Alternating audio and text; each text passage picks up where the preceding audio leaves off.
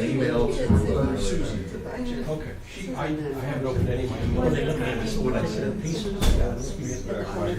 Hello, thanks for coming. She thinks you're coming. She said you're going to try to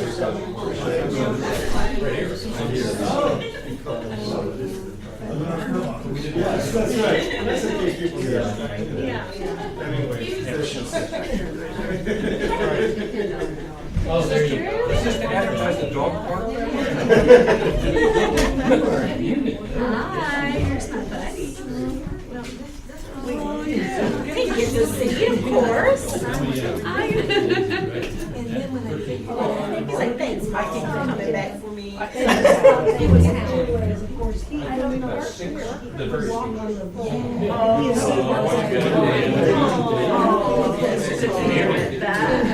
Stressing out our baby.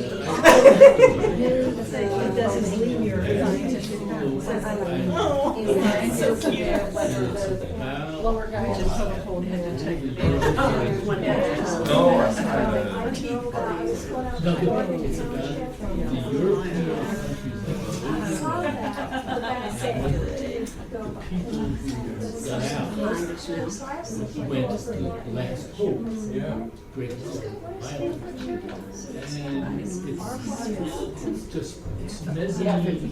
That's a big sign. It's just interesting if you like that kind of stuff. But they great reputation.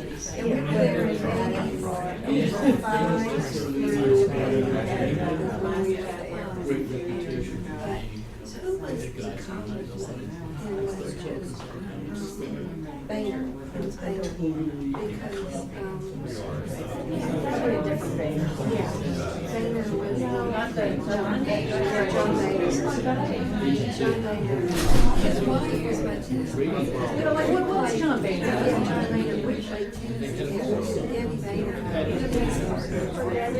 He did wrong with here, it's fine. Nobody's gonna say you're wrong. I'm just trying to get it out.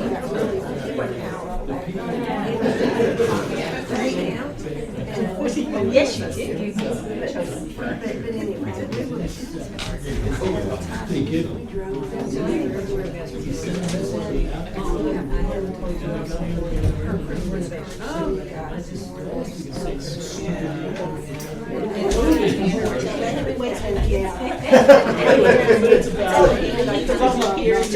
Yeah, just us.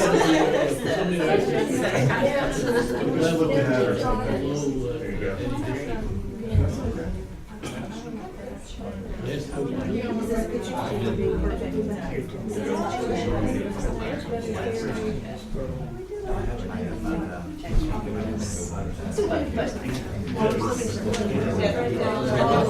Yes, was he a welfare or no?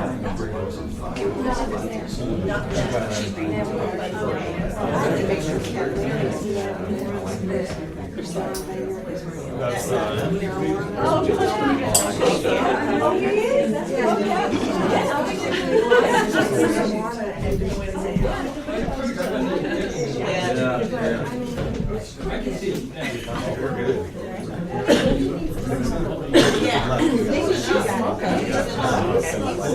Well, hello everyone. We'll go ahead and get started. It's 6 o'clock. Thank you so much for coming out tonight. We know that budget's not really something you come out in the evening for to look at, but we appreciate you coming out here to give us this opportunity to give you the budget process and the budget review for the Ladies Association. My name is Diane Talcott, and I'll be one of your presenters today, along with Carl Stevens. We ask that you hold all your questions to the end of the presentation. We've given you index cards and pens to write your questions down, or you can raise your hand as well at the end of the presentation. All right, so let's begin. First up, we'll do the budget process. We'll review several things during the budget process, including the landings as a whole. We'll look at how your annual assessment fits into that, the operating fund and capital reserves fund, the development of those budget line items, and ultimately the budget review and approval. So, did you know the landings was first built in 1972, which means we're almost 50 years old. That means the infrastructure is aging as well, including the storm drains and the roads. We have 8,500 residents, 4,420 lots, total of 4,700 acres, 715 acres of common property, 313 center island medians, 151 lagoons, 91 miles of roads, 47 miles of storm drains. This is a really cool hidden asset that we have because no one really knows it exists, but it's under us right now, and its value is $38 million for these storm drains. We also have 30 miles of community paths and trails, 11 bridges, 11 buildings, 7 gated entrances, 3 storage facilities. We have 2 deep water marinas here at Delagal and at Landings Harbor.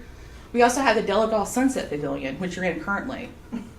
We have 2 athletic fields with a playground and the dog park, which we all know and love as well. So why I'm telling you this information is very important. These are things that are funded by your assessment on an annual basis. So can I have a volunteer to tell me what your assessment was for 2019? 1850. Close. No, you Close. 1850. Yes, 1850. So your annual homeowner's dues are required by covenants and restrictions. The assessment amount is approved by the property owners no more than every 3 years. The last assessment vote failed in 2018. We need a 67% of the vote, which is 2/3. We end up getting 66% of the vote. Given that the assessment failed, that means we had a flat assessment for 2019. And since we haven't had another assessment vote, that means going to 2020, it will be a flat assessment as well, 1850. So with your assessment, it gets allocated to 2 funds. You have the operating fund and the capital reserves fund. The amount of the assessment allocation depends on the current infrastructure needs. And from what I mentioned earlier, as you can see, the infrastructure is aging, including the roads and the storm drains. So the operating fund are your day-to-day services, including insurance, taxes, staffing, administrative type services. Then your capital reserves fund is a restricted fund. It's not a rainy day fund. It's only for the repair and replacement of assets, including roads, paths, storm drains, and equipment. So in the development of these budget line items, we go through 2 things. We look at the needs and the wants of the community. So your needs include taxes, insurance, that aging infrastructure I was talking about. You also have your wants, including the seasonal cookouts and the marina live webcams. So some examples of revenue include owner assessments. You have the primary source at 64%, which is a big part of that revenue that we get. We also have commercial vehicle registration, architectural fees, dog park fees, and boat storage and fuel sales, which help cover the marina operational cost. You also have examples of expenses, including staffing at 54%. That's a huge percentage, but we're a service-based organization, and that's pretty typical for a service-based organization, at least 50%. You also have landscaping, road repair, storm drain repair, repair and maintenance. You see a commonality with all this? And then insurance for common property, engineering studies, and lagoon expenses. This is just a snapshot of the expenses. If you've ever taken a look at our budget online, there's a whole lot of expenses on there, which you can also look at. So when budgeting for the operating fund, we do a 2-pronged approach. We look at historical-based budgeting, which means line items are based on past trends. A good example of this is the lagoon program that we have. Every year we have a large lagoon program. You saw earlier we have several lagoons that we maintain and upkeep. This has worked for us in the past. The chemicals and the things that we use to maintain these lagoons, this is something we continue to do, and we haven't really seen an increase in it. It's just a nominal increase of the materials change in cost. You also have zero-based budgeting, which line items are prepared from zero. A good example of this is the seasonal cookouts that we had. We did not have the revenue to support this, so it was a revenue neutral line item, so we eliminated this from the budget. And since we are a homeowners association, we use a combination of both of these when budgeting for the operating fund. The capital reserves fund is a little different. We use the Capital Asset Management Plan, otherwise known as CAMP. This is a plan that has $77 million worth of assets, including the $38 million of storm drains I talked about earlier. This asset list has over 1,000 assets valued over $1,000 each. We look at this great big document in great detail every year. We look at every single line item. It takes a very long time to go through that, but it's very accurate that we do it because we look at anything that could be changed, like replacement cost or useful lives, to make sure that we update it accordingly. Then those changes and expenditures are reviewed annually with the Reserve Subcommittee, which is an offshoot of the Finance Committee. So here are some examples of infrastructure costs from that Capital Reserves Fund. Both of these are infrastructure things that we've done in the past couple months. including a storm drain root intrusion. This is because the aging of the storm drains, we're seeing this more and more happen with this root intrusion with this. This was actually the main gate road repair, which is about $200,000 road repair for the main gate that we saw this year as well. Next, you'll see bridge repair. This is one of the 11 bridges that was repaired this year. You'll see them out there repairing that. Then you'll have a panel right here that was replaced on a community path recently as well. So that's what we do for the community paths. It may not be replace the entire thing. It may just be replacing panels as needed. So we have some examples of equipment in that plan as well. Along with the storm drains and the paths and the roads, you also have equipment. Most of this is heavy equipment. Most of it's very costly. So you have the jetter truck at $310,000. This is to clean out the storm drains, which we just reviewed a few slides ago. Then you have the street sweeper. This is one of 2 street sweepers that we have rotating the island on a daily basis to clean the streets and make sure that the jetter truck can do what it needs to do for the storm drains. You also have several smaller equipment, utility tractors, different vehicles, and whatnot in the capital plan as well. So what does this mean for your financial future here at the landings? So what we do is we prepare a long-range financial plan. It's a 6-year plan. So the board approves 1 year of that plan. So this year they'll approve the 2020 budget. But we take that out all the way to 2025. And why we do that is to make sure that we foresee things that may happen in the next 6 years, and we plan accordingly for that.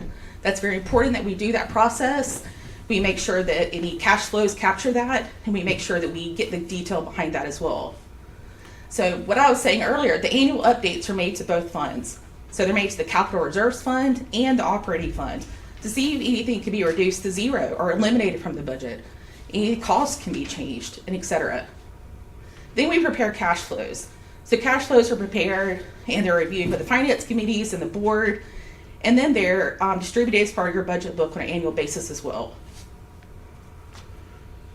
So the budget process is we do it very early in the year. It starts in late spring. It stretches at least 6 to 7 months. This is a very intensive process that we go through. Every department looks at every single line item and makes any changes. We look at year-end estimates. We look at any potential changes in the future.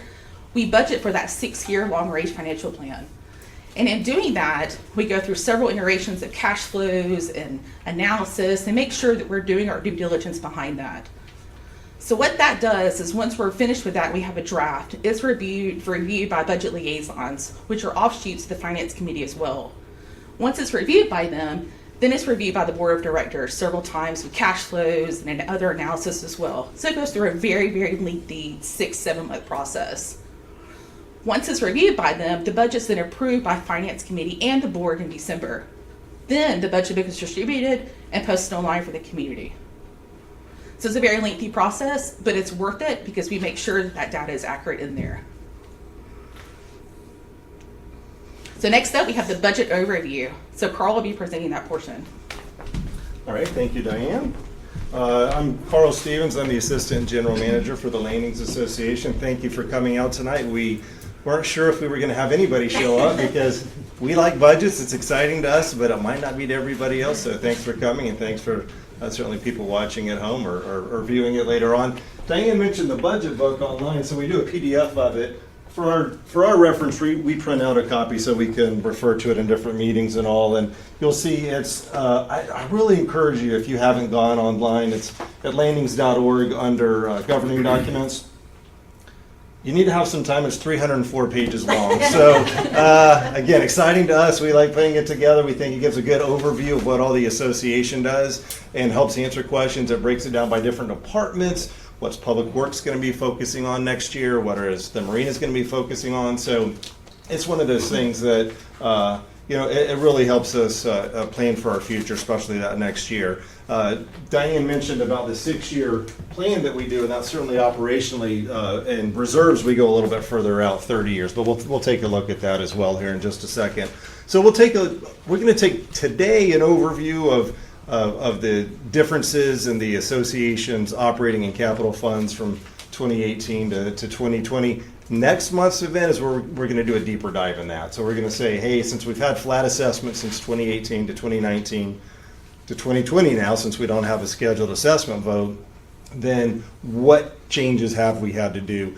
Mentioned earlier, seasonal cookouts, that's an example of something that we have our opening and closing cookout, but we're not doing the seasonal ones anymore since they don't cover their costs. So we've had to make some of those determinations. And if you walk out of here with nothing else today, we do want you to know what we've done is we've cut operations where we can and hopefully where it's not painful and put any excess revenues into reserves. We'll be 50 in 2022, and we have some assets that are starting to show their age, and so we need to make sure we're reserving and preparing for those.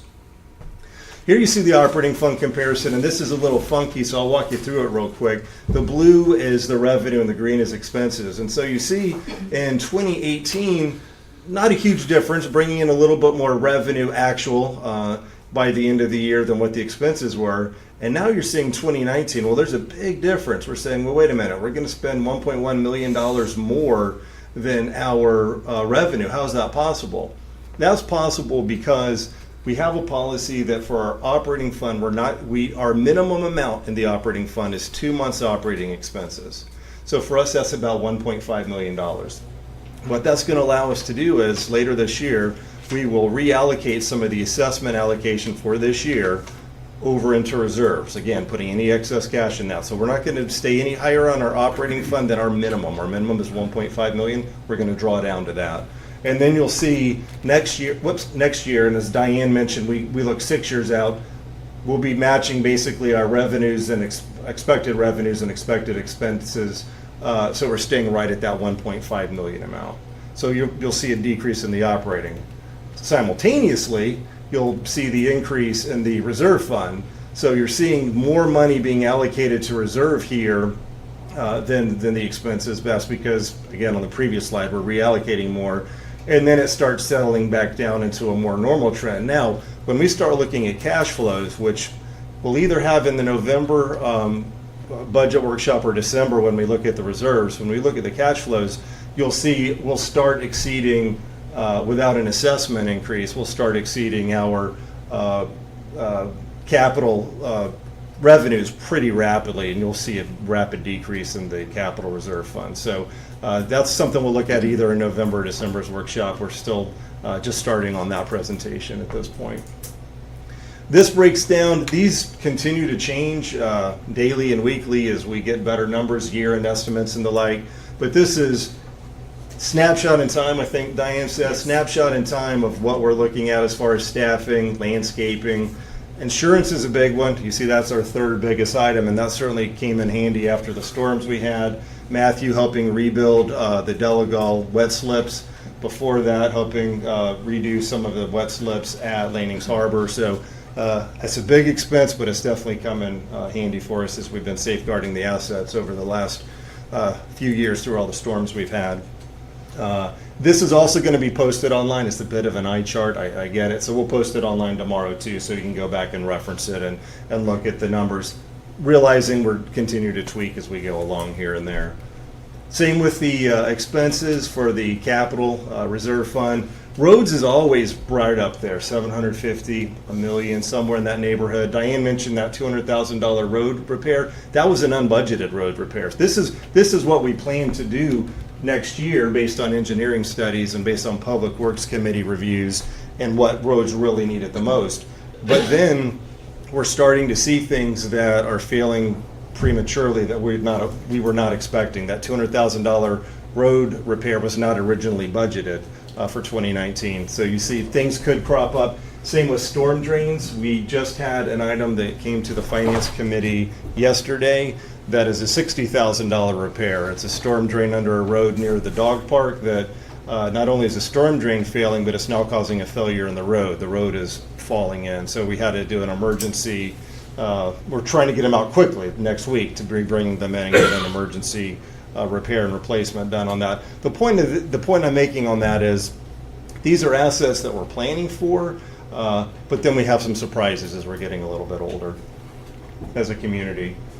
As part of that, we do have the Reserve Subcommittee that is made up of members of the Finance Committee, and they started saying last year, we really would like to get a reserve study done. So as staff, we have reserve software that helps us plug in all the components. Diane mentioned we have 1,000 items that are at least $1,000 each that make up our reserve. And we used to track all that with an Excel spreadsheet and different formulas, but we got into some software a couple years ago that really helps us out with that. However, we had not done a full reserve study by a reserve specialist. There's a clearinghouse organization called Community Associations Institute, CAI, that large communities, and smaller, but large communities, especially like us, use as a clearinghouse for knowledge, guidance, direction. They have a designation called reserve specialist. And what those people do is they come to different communities, do site visits, take pictures of your different components, say, based on historical trends, here's how long we would expect that component to last before replacement, here's what the cost of that replacement would be, and therefore, the key part of that is here's how much you should have in your reserve and here's how much you should be putting in it each year. Last year, we made a change from our reserve floor and raised it from $3.5 million to $5 million with a target of $7 million. What we're doing now with this reserve study, which just started up yesterday, we met with the vendor yesterday for his first site visit, that will ratify or modify what we've been doing as far as our staff and our reviews of it. Are we, is there something else we need to be thinking about? Do we have the right level? Do we have too much reserves in? Do we have too little reserves in? And so that's going to be a good thing. That consultant and that firm will be here at our December budget workshop. So I do encourage y'all to come out for that one as well. So again, November we'll talk more about the specific changes over the last couple of years. December is going to be focused more on the reserves, the reserve study and the reserve needs. So we're looking forward to having that. Takeaways, Diane mentioned, we've really focused more the last couple of years with a flat assessment on the needs versus wants. The community survey helps us with that as well as we look at the how things rate versus how important certain things are and what we can and can't afford to do. Mentioned we're putting anything that's excess of operating into reserves because really at the end of the day that's our mission right there. Take care of the assets. We are seeing more infrastructure costs with the aging assets. Here's an interesting example. When we started our road paving project this year, we locked in a contract and we added onto it with that $200,000 repair we ended up having to do. But by the time the work was completed, the cost of asphalt had gone up 12% just in about 3 months. And we expect it to go up that much more again next year. Now, we were locked into a contract. The contractor came to us and said, hey, can we do something? We said, we got a contract. This is the unit price we're going to pay. But the world we live in is, though inflation is low, some of the assets that we're replacing and repairing, we run into some issues, and asphalt's one of those. The good news on the flip side of that is we made the decision a number of years ago to switch our cart paths from asphalt to concrete. We did that when concrete came down in price, very similar to asphalt. It's creeped back up a little bit, but what that's going to allow us to do, and that transition should be complete by the end of 2022 or so, instead of doing wholesale replacements of paths, we'll have concrete paths that'll last a lot longer than asphalt. And then Diane showed you the picture earlier of a panel replacement. We'll be able to go and replace individual panels instead of long stretches. So that then comes out of the reserves, and that becomes some number in the operating fund as far as regular repairs and maintenance on the cart path. So we're not there yet. We still have a few more years to finish that transition, but that will help us in the long run as far as some of our costs go. Interesting note on asphalt, from talking to the consultant yesterday and also our Public Works Director, Sean Burgess, we have some roads scheduled next year for replacement that are either from 1990 or 2006. So why is 2006 getting replaced earlier and 1990 is just now coming due? They switched the procedure, I think Sean said in about 2005, and are making you put in more recycled materials in asphalt, whether it's sand, glass, or other things. And we're not seeing as long of a lifespan on our roads as some of our older roads. And the consultant was echoing that with a community he was just down in St. Augustine, Florida. So that's something we have to take into account as well as we go through some of these kind of things. So I don't want to give you doom and gloom, but what I do want to say is we've put our attention on infrastructure, I guess is what the message is I want to say. And people go through life and don't think about the storm drains that I mentioned, hidden assets.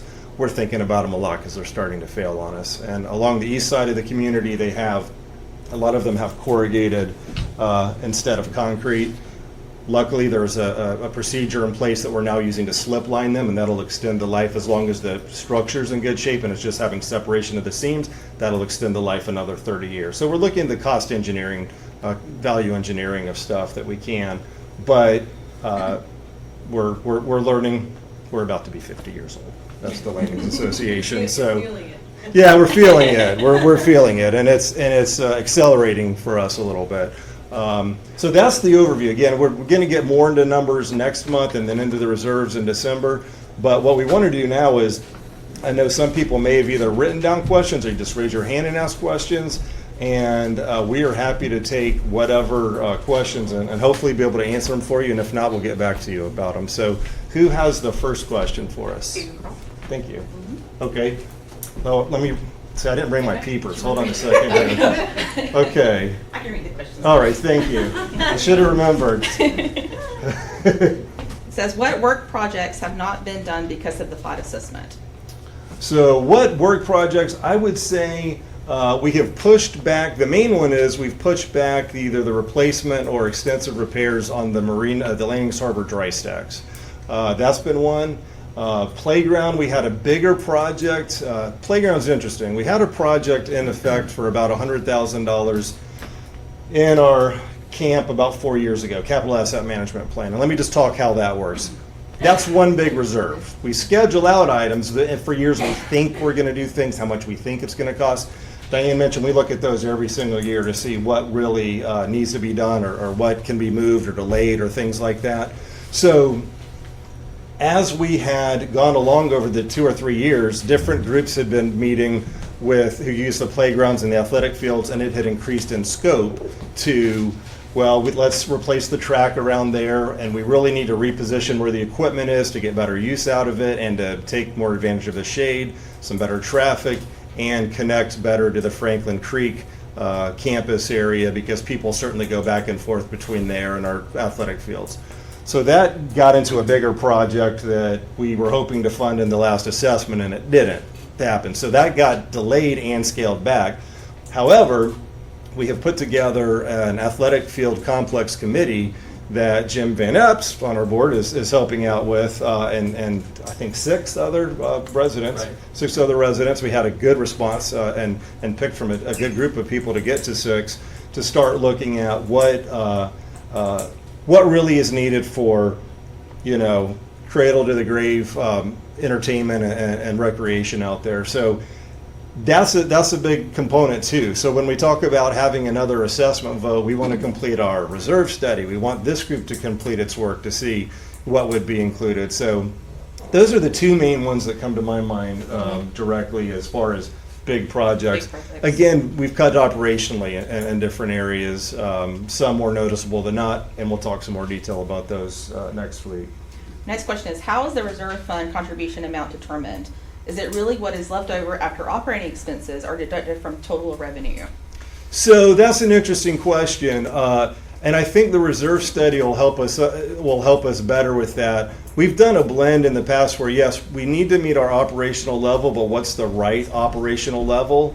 And besides then making the allocation at the beginning of the year between operating and reserves, so that we're funding operations at the level we say we're going to in our budget book and at the board approved levels, any excess funding at the end of the year it's reallocated from operating to reserves, but you can think of it as a transfer. And if you're a club member, you'll hear the board say transfer to capital and that kind of stuff. So we go ahead and set some aside that we immediately put into reserves in February after we've received the vast majority of the assessment. And then anything above a certain amount is going to go into reserves at the end of the year. So we've stayed above $1.5 million in the past and brought it down to some level. Now we're saying we're going to bring it down to $1.5 million, and anything above that's going into reserves. So I hope I addressed that. The next question is, how does our assessment per capita compare to similar communities? It's interesting because Diane's capturing some of that now. The problem with that is it's higher than some and it's lower than some. There's the simple answer. Sorry, let me answer the question first.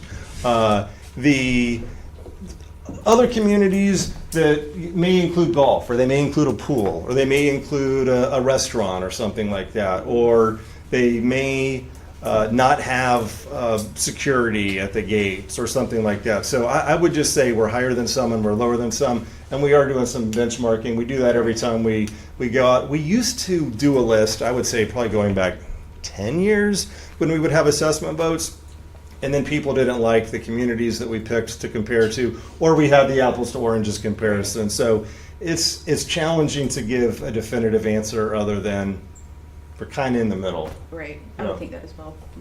All right, who has, yes, ma'am. So you probably said this, but I think I either missed it or didn't quite understand. Is the assessment voted for a 3-year period? So it can't be raised more than every 3 years, and that gets into it gets confusing, and we worked on how to word that on the slide, and we just Right. changed the wording, so. And I'm new. Yeah, I'm here. so here's what happened. In 2018, we got 66% approval of those voting. There's a quorum of 60%, so we need to have at least 60% of all owners vote. And then of those voting, 2/3 have to approve it, but we got 66% instead of 66.7%. If that had passed, that would have set the amount for the next 3 years. Right. We can have a vote every year if we wanted to until until an assessment increase was approved. The board didn't feel it appropriate to come back out last year or this year for something like that. So it's really dictated on needs, and then you float it out to the community. Exactly, and it's one of those things where, there's confusion that says, well, we voted in 2018, can we not vote again until 2021? That's not how it That's not works. it, right. Right. Yes.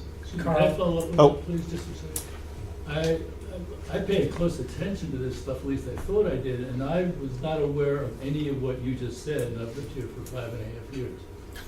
Well, From that's whatever I've read, I mean. right. We need to do a better job of communicating that then. So we didn't. We did have a vote in 2011 that included a marketing component, and it didn't pass. And then we came back out the next year and just took that component out, and then it passed overwhelmingly in 2012.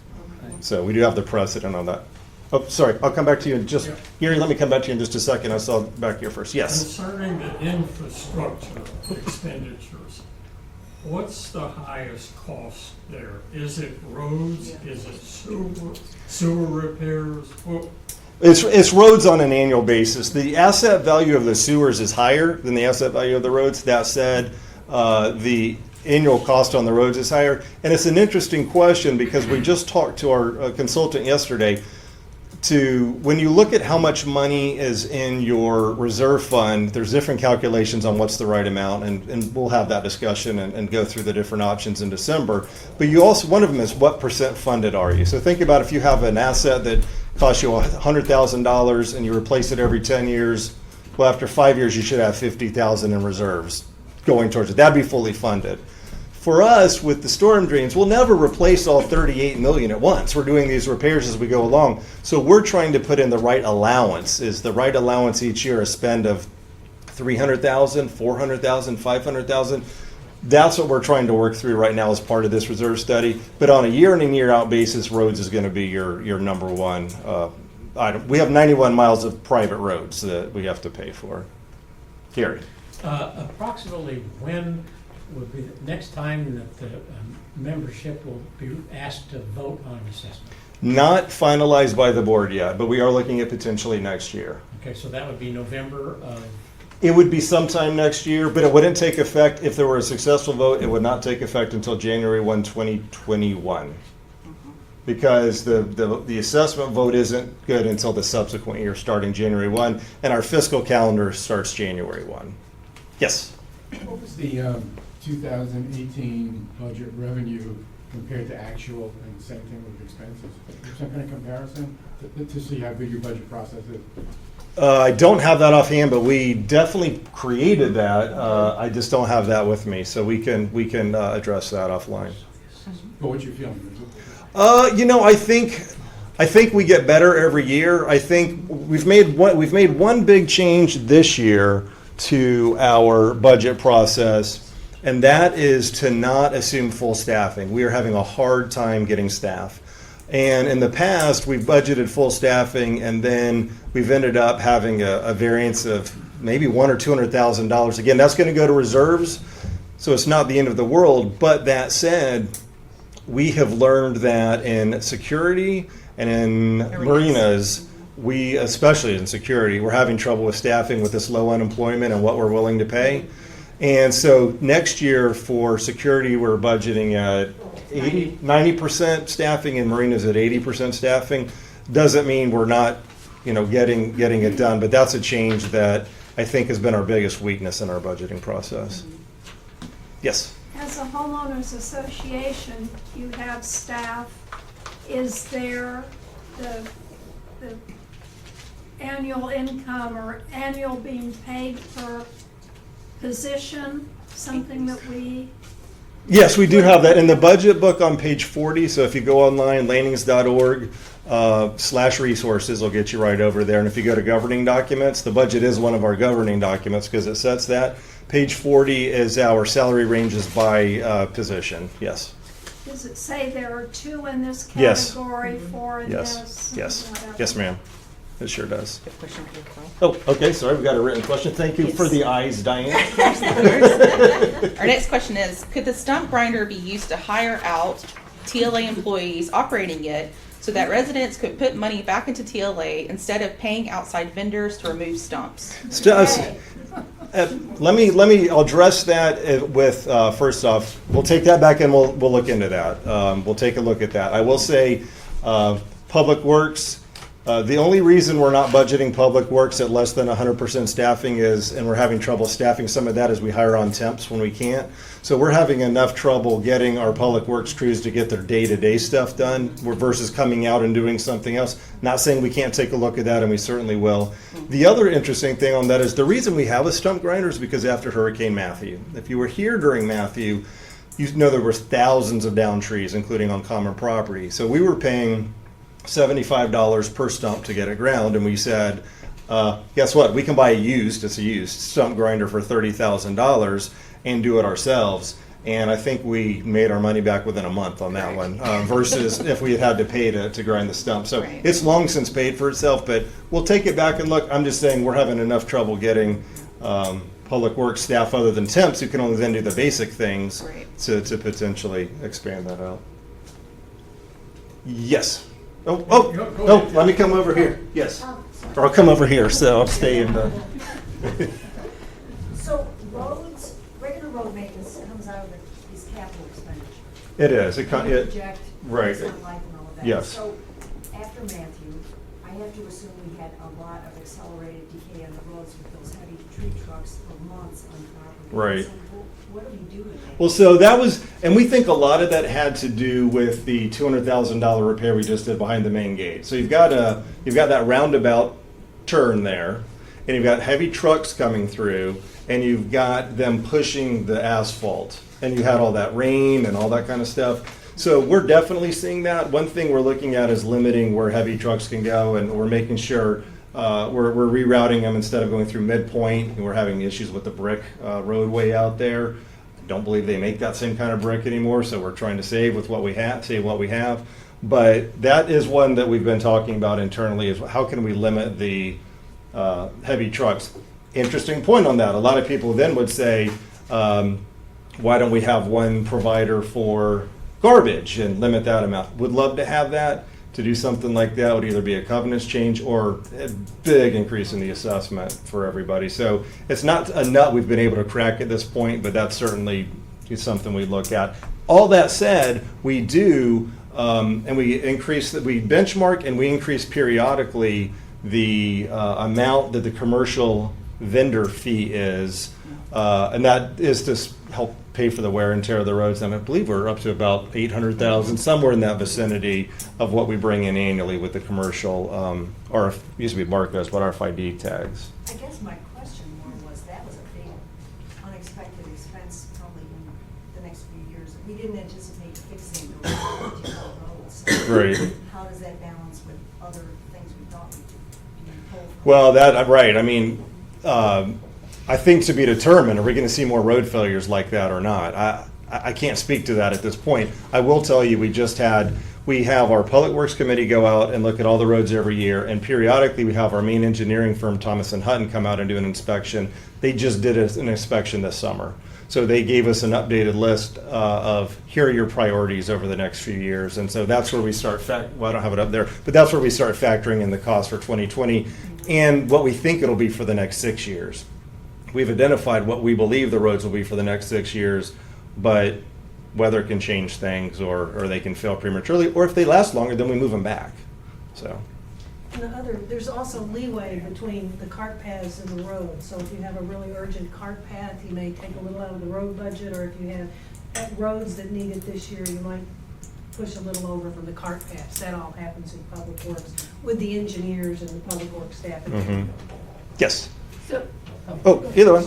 you mentioned early on about some of the repairs that were done at the marinas, both Landing Harbor Right, and right. Delaware, based on, or from storm-related issues. Right.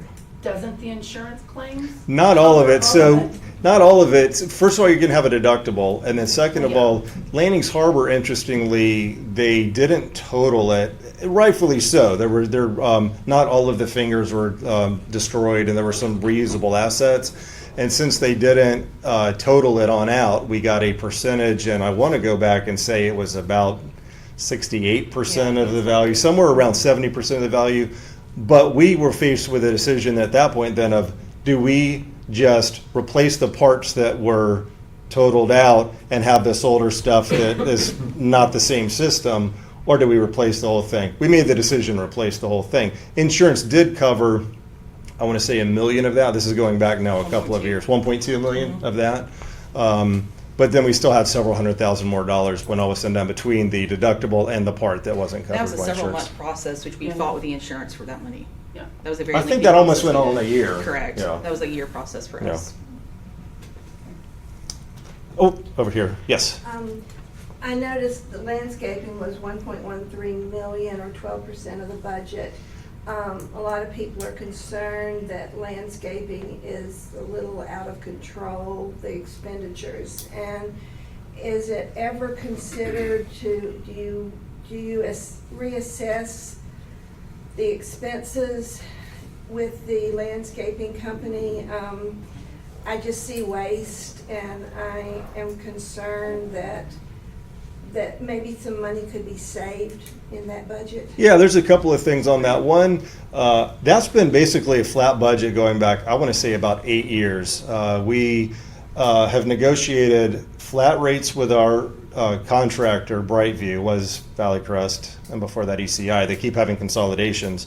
And this contract that we just had, they added in what they call enhancement credits. So not only was it flat, but they're doing more stuff for us for that amount.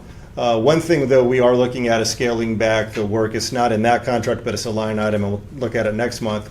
Some of the Center Island work, scaling back by $50,000 a year, the work that's done on that with the pine straw replacement and the prunings and that kind of thing. So bringing it from 150 down to 100. So we do continue to look at that kind of thing. It's interesting. The thing we see in surveys, and then people write in sometimes, are, put in perennials at the gate or don't change them out 3 times a year, which is part of the contract. And I get that, but at the same time, we're also trying to appeal to new residents and new owners, and we want a vibrant look at the gates so that their first impression becomes a good impression that they come in and buy. We all get used to what things look like after we've been here a while, and we think this is good enough, but we're also still trying to appeal to people coming in. There's a lot of waste. It's not thrown away, it's relocated. Well, that's either relocated or provided to neighbors sometimes. They as the take some case may things be. out. Right. Yeah. Yeah. We just asked that question, they said they throw them away. No, that's not true. That's not. Perennials are not thrown away. Yeah. The annuals, Yeah. annuals are. Right, annuals, Unless somebody yeah. comes Right, along so and maybe- gets them. Right. Yeah. Yeah. So maybe just We Swap asked out more And annuals for mowing perennials at that the flower. court. We don't. I was gonna say we don't get the color with the perennials that we do with the ants. Again, it gets to the cost benefit, right? It gets to the cost benefit. I thought I saw a hand up here. Yes. With the millions of dollars that we have invested in the reserve funds, are you getting anywhere close to what inflation is on the return on that? So we are averaging right now 1.77% on our funds. So we have some CDs. We have an investment money market accounts as well, and we're very aggressive with our cash management. And Ron Dillard, one of our finance committee members, is helpful with us on that. We just were going through that yesterday. So we have an investment committee that rewrote our investment policy over the last year, and we are being more aggressive with our cash management. I would say this year we expect to see 80 to 100,000 more in interest than we saw the previous year, somewhere in that neighborhood. They're coming down. The rates are coming back down again. So, but we're working on it. Yes. How often do you have a reserve study done? This will be our first one. That's what I was saying. In 2011, we hired a reserve specialist to examine our methodology and see where we might make some changes, and they had a couple recommendations back then, but this will be our first full reserve study. So that's one reason we're glad to have this coming down. Okay, and then I have one other. Of course. As part of looking at the budget review, is outsourcing considered for every project as well? I would say not for every project, but let me give you some examples of when we have in the past. We used, going way back, we used to insource landscaping, and we outsourced that a number of years ago. And I started in 2002. I want to say it was 1999, that time frame when we started outsourcing the landscaping. We have our 2 street sweepers, but to try to improve our cycle times, we were contracting for 2 or 3 years with another company to come in and supplement and doing Moon River and Marshview Landing, and I believe one other area. We found the cost and the cycle times weren't up to our standards, so we brought that back in-house, and we did a similar thing with lagoons. We have 151 lagoons. The association owns about 2/3 of them, and the club about 1/3, and the club pays us a contract each year for their cost of lagoon treatment. But also in the Moon River Landing lagoons, we had brought in another company, and again, we ran into, they weren't as responsive as our crews were if there were fish kills or algae blooms or things like that. But we do continue to look at different outsourcing, what makes the most sense. Yes? Relative to that, to the lagoons, if I recall, CCA saves us 1 person a year because of the inventory or the Fish stocking? Fish stocking, fish yeah. stocking, and also checking the water quality. And so we have been able to lessen our staff by 1 person because of that contribution that they make, which is awesome. And I would say, so it's a couple more examples. We had a 2-person HR department. We went down to 1 and outsourced our training, but we're scaling that back, and you'll see that next month too. As our HR manager, Karen, has gotten even more up to speed, she's doing more internal training. So we went from a 2-person department to 1 outsourcing some of our training at a lower cost, now bringing that back in at a lower cost too. So we look at that, especially if we have key position turnover, what's our structure, what works better, what doesn't.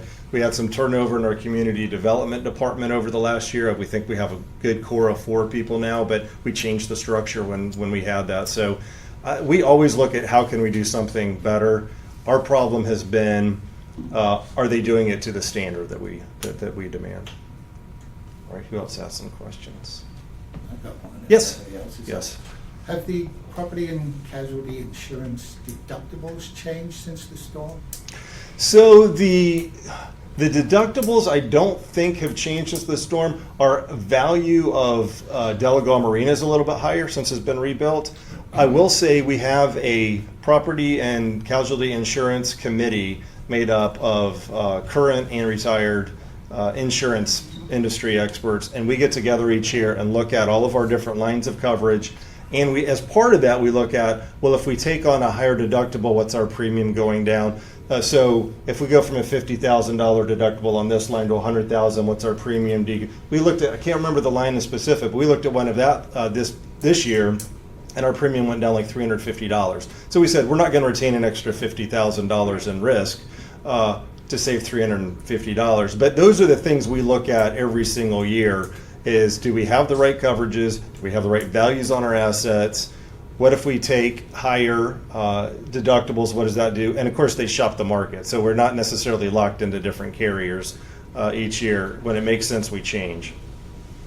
Yes. Have you looked into self-insurance or something? We've looked at that for health insurance, and that number has never been the right number for an organization our size. For these other items, the closest we would get is taking the higher deductibles at this point, and it just has not been worth the trade-off, especially as we've seen the increased climate activity. So. This isn't a big enough organization to be thinking about self-insurance of anything. Yes. I have to say, I just am really insulted as a membership with the attendance tonight. I mean, I read so much disgruntledness on the websites, and people clearly have a voice, and then I look at this, you know, we're the only people here. I'm sorry, you know, I mean, I'm sorry to you. Well, that- first of all, we didn't know if anybody We're was happy. coming. We're happy, okay? So we were saying, is the only people going to be? We're like, oh, there's Well, people. Listen, we're streaming it so people have a chance to look at it. We'll post it Yeah. on our Facebook group. We'll post it on our YouTube page so people can go back and look at it later on. So, yeah, we'd always like to have more people come and attend, but honestly, talking about budgets and the dry our material. money. I'm Agreed. That's right. Agreed. Yeah. You're Right. spending our money. That's you right. know, So, on the other note, do you monitor those websites and see what people are saying about what they're unhappy about? People will let us know about that, but we don't get into that because we're not going to go back and forth on social media Oh, I don't and mean stuff. to respond, I just Right. need to read. We're aware of some of the comments, but again, you know, that just is for us a communication improvement opportunity. You know, and that comment was over here earlier. So we always know where we can improve, and communications is we focus on it. We struggle with it, and we've made a focus this year of shorter messages, doing some videos. We've started doing the live streaming. And they're actually pretty well looked at. We're seeing 300 or 400 views of our board meetings, which blows my mind. Hopefully that'll get bigger, but that's better than we used to have nobody come to the meetings. So, Yeah. you know, it's one of those things that it's an uphill battle, but you know, we know for the younger people, they have families, they have sports, they have jobs, they have things going on. Other people might just be content and say it's good enough, or nothing's ever going to change, so I'm not going to show up, whatever the case may be. But that's why we're just trying to reach out wherever we can with people. And then I have two other comments. Sure. One is when you do things like storm drain or lagoons or whatever, could you communicate to the neighbors around what's happening? We had on our court, you know, some storm drain repair. We didn't know it was happening. Okay, thank you. You know, but, Well- Are you signed up for Swift 911? oh yeah, I'm on Okay. everything, yeah. And you do get our messages via Swift She just, 911? we're getting all that. Oh, okay. Okay, We well, need to put you in there. It sounds like he's getting them and you're not. well, and real quick, I will plug that. Thank you, Lynn. So, besides our emails, which we have just about every household signed up for, Swift 911, you can get to it from our landings.org. You can get to it Under the landing. under the landings under there. Thank you, Lynn. That's how we're doing emergency alerts. I saw we had something on the Moon River Bridge today come out, or a storm drains in your area. And it's a neat product because we can do it to everybody, or we can target just this street and just these surrounding people. And so we'll go back and make sure Public Works really is for storm drain stuff as well. They just had a thing in the report that'll be in Friday's e-news. Not a lot of people click on the Public Works when they click on security, but they just took a 13.5-foot root intrusion that weighed 250 pounds out of one of the storm drains. So it's a pretty impressive picture. I would say look for that in e-news on Friday. There's a Public Works, you know, section in that e-news. Yes. Every week. Yeah. Tells a pretty. People don't click on it. Description of what's there, what's being done. We do talk. The other question I have on an HR Yes. focus, I'm concerned, are we not paying people enough? Some of them are not, and we are increasing some starting rates because we're not. And one thing we're having trouble with is forklift operators for marinas. That's one of them, bringing them in at $11. But what we're doing now is With risk, yeah. we're bringing them in. But what we're doing now is we're going to bring them in. I think we're going to bring them in at 13, and then as soon as they're certified on the forklift, we'll move them to 14 or 15. Right. We're seeing that. We're seeing that with security. We're making some adjustments in security as well in the budget for next year for starting pay. It's tough. You know, you have to either work within the money you have or wholesale cut out programs. And it's, it's the tight labor market, so it's a challenge. Well, I just see that on the club side, the turnover. And, Sure. And we go in and there's new staff. We had at one point 12 open positions. positions, and we only had 75 It takes money employees. to so- train. It does, Yeah, it well, does, that's right. The turnover of losing somebody costs you much more. We agree. Than, Yes. We agree. paying So somebody yes, up front for- we're adjusting starting salaries for some of those hard to fill positions. Okay. Hold on one second, because I saw this over and then we'll come right Sorry, over. Yes. What is the total number of staffing at TLA? The total number of staffing for 2020, I just saw this, is going to be 80. We've gone up and we've gone down over the years. When we were down into the recession, our community development department was 1 person, now it's 4. As we're saying, like, we were having no homes built, there's no inspections needing to be done. Now we've become more aggressive on private property maintenance standards, governance enforcement, and then also we have 30, 40 homes being built a year, so we need more people. Let's see here, we added a position in Public Works as far as administrative stuff, because we didn't feel like we were being as responsive as we needed to be to all the calls and the comments coming in. So we're up a few positions next year in the budget versus what we are this year. I think it's going from, it's either 75 to 79 or But that 76 gives to me an 80, idea that yeah. you're 70 to 80. Right, it's right in that range. That's if we're fully staffed, which we've not been all year, but Right. that's what we're budgeted Right, for. okay. Yes, Thank you. yes. So, 2 questions. Yeah. With regards to the storm drains, am I unique in the fact that I have one on a personal property? If it's not mine, sorry, one impacts me. How many in the community do we have that are not under the TLA? Well, I guess they run under all sorts of Yeah. properties here. They're So under everything. They're under everything. We have No, I it. understand that, but I'm talking about a drain that is not under the control of the TLA, but it impacts others in the community, impacts me. So other residents, so it's private property drains. I can't speak to that. I'd have to get in touch with Sean Burgess, our Public Works Director. I will say all of our storm drains are GIS mapped, so we know where all of ours are, how long they are, what size they are. You can tell where the TLA ones are. Right, exactly. And then, Can't tell and you what- saw that picture earlier, we camera them as we need it, if we Yeah. have obstructions. We can't clean with the jetter truck and everything. Yep. So then, Public Works, I would encourage you to encourage them to have a session like this. Okay, thank you. This is our first, This is so, our very first one. this is great. This is great, Proudly. yeah. Thank you, we will. And Lynn's taking good notes on stuff. Yes. Right, this is for just TLA, right? When you said the staff were projected for next year. Yes. 80. 79, 80, yes. You don't by chance know for the club, do you? I don't, we don't deal with them on that. Club person? No, we don't. We do work closely with the club on different departmental things. We don't get into staffing with them. We do work with communications and Public Works and lagoons and that kind of stuff, but we don't get into their staffing levels. I'm disappointed to hear that, say, in the example that you cited, the forklift operators were only paid 11 an hour, but that's going up a little bit. Maybe, could we visit the idea of maybe that some salaries are too high?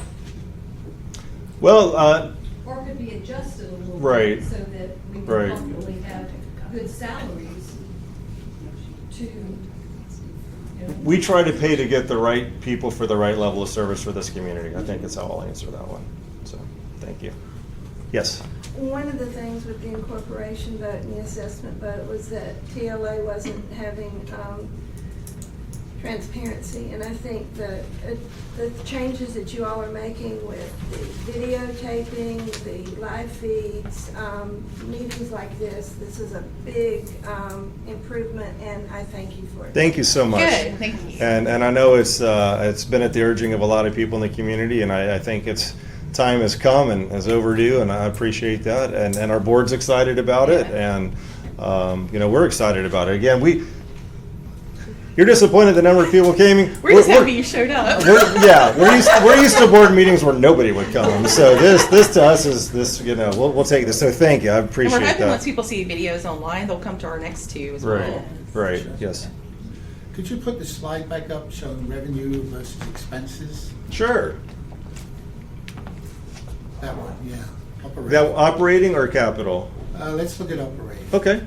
So, how much is like, I don't know, 1.1 million short Right. in 2019? Right. How much of that is non-cash?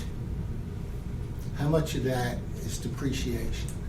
Oh, we do this before depreciation. I mean, so if we're looking at that, right? I mean, we're not factoring in. No. Yeah. Yes, Yeah. it's a non-cash expense, You it's not sure? factored in, Yeah. yes. We're in big trouble. No. Again, this is because we had more than the required minimum of the 1.5 million in our operating fund, and we're going to draw that down. That's why you see. Otherwise, it would be up here. But we're drawing that down and bringing it over to reserves. Now we're in trouble in a few years on reserves. So if we don't get assessment increase, yeah, that just goes down and down and down. And we'll look at that again in either November or Correct. December. Yeah. But that's why that is right there.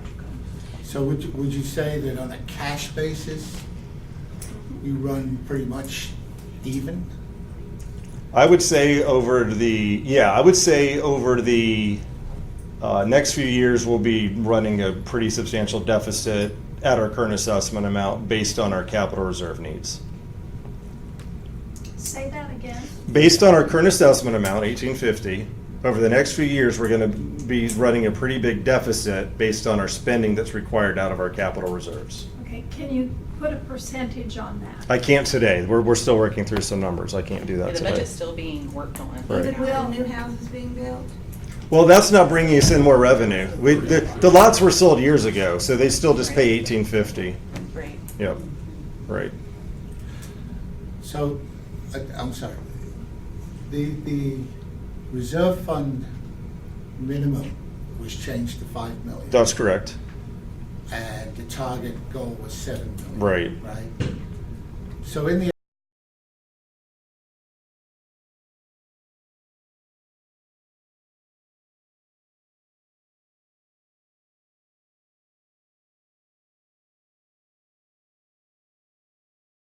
Yes, it's close to it. 3-year That's close. Mm-hmm. number. Right. And simple math tells you it's 100, Mhm. million, right? So you collect about 2 million every year in reserve contributions from the assessments, right? Again, if the assessment remains at 1850, we will not, Yeah, that amount will go down. because operating expenses are going up. Correct. So the allocation gets figured out Right. after that. No, I get that. I'd be interested to see.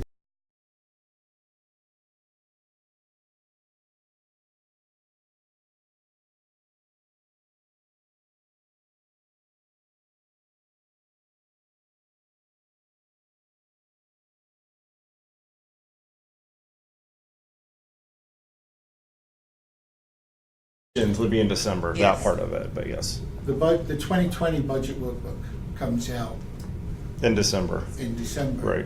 And the annual report for 2019 comes out in, It's got to be, Early March. well, no, it's got to be by our annual meeting, which I don't think we set our annual meeting date yet in working on it. February. Yeah. We're working on it, February. efforting it. So February. just so you know, the timing on it is the report from our auditing firm, Holland, Bromley, Barnhill, and Brett, comes back to our audit subcommittee of our finance committee. It's either on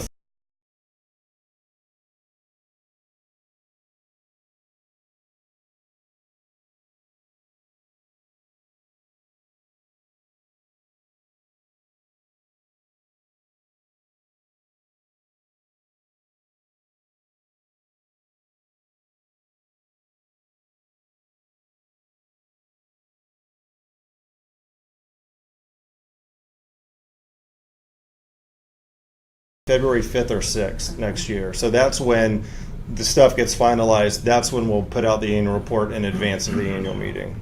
But they can't complete the audit till we close the books for the year. So, right, yeah. you can't issue the annual report without an audit. That's right. That's right. Yes. Okay. Okay. Yes. What sort Hold on one of- second. I'll get over there. What Yes. sort of things do you put out to bid so you can get hopefully the lowest and best or whatever? But, I mean, do you Oh, yeah. routinely do this? Oh, yes. And where? What? Yeah, it depends on what it is for the where. So the reserve study went to, I think, 82? 92 firms. And we Reserve had, I studies. think, three responded. We learned only 3 responded because we kind of get into the budgeting season for people, and a lot of them were tied up. And because of the large scope of what we have here. Right. Most of them are not used to working with such a large scale community, what we have here. So when they saw their list of assets, it, you know, made them back up and like, we're not going to give you a proposal for that one. Too big for them. Yeah. But yeah, so all of our road work and concrete work, our vehicles, our, you know, Everything. you know, basically, yeah, I'd say everything. Yes, Gary. Carl, will you have reasonably recent and current engineering studies that are feeding into your requirements and what you're putting into your reserve work?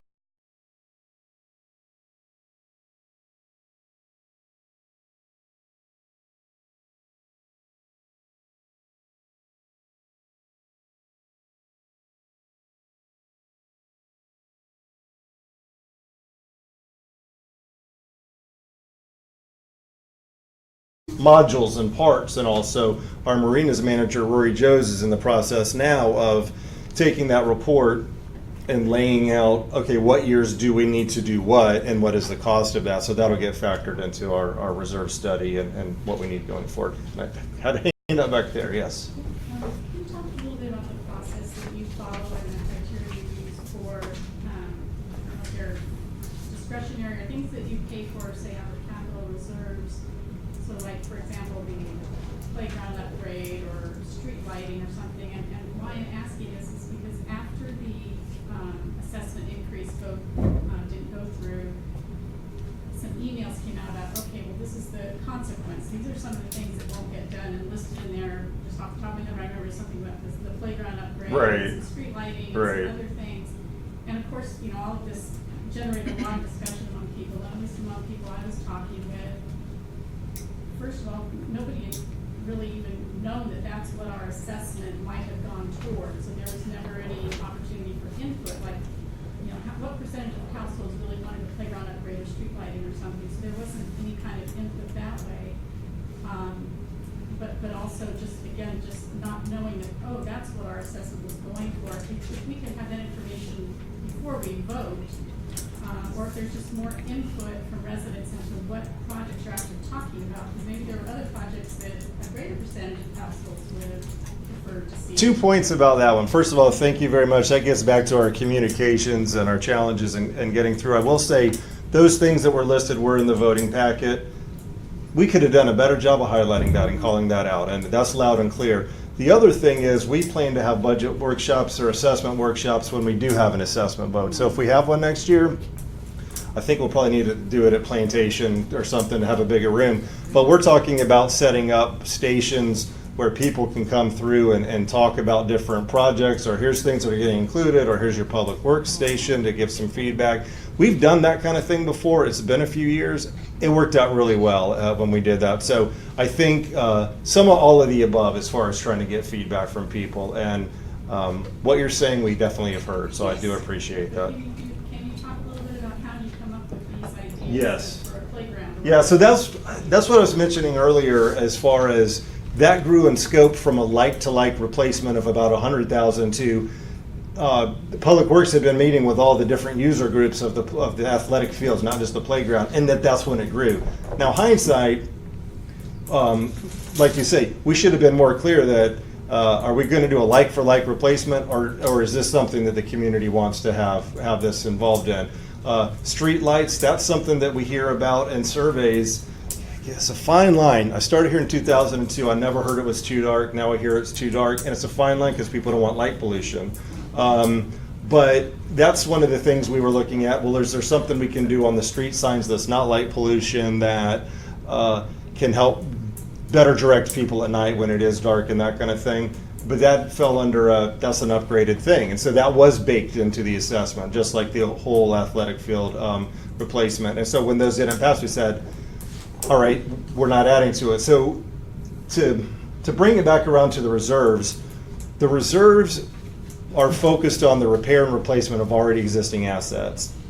And our general manager, Sherry Haldeman, said, you know, really with the whole playground thing, that shouldn't have been increased. That amount should not have been increased in reserves because that was adding stuff on. You should have just left the 100,000 for the like-for-like replacement.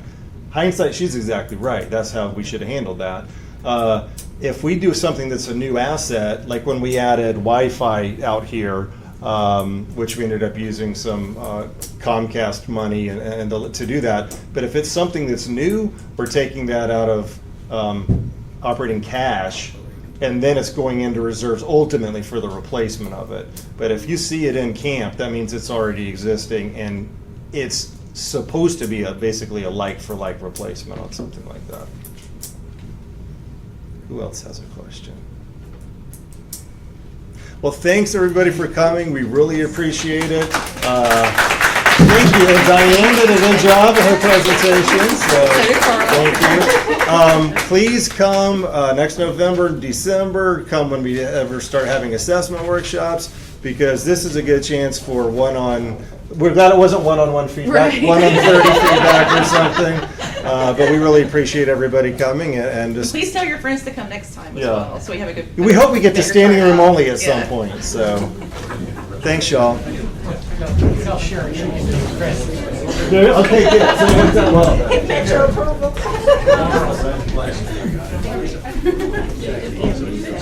Oh, no, that's all right.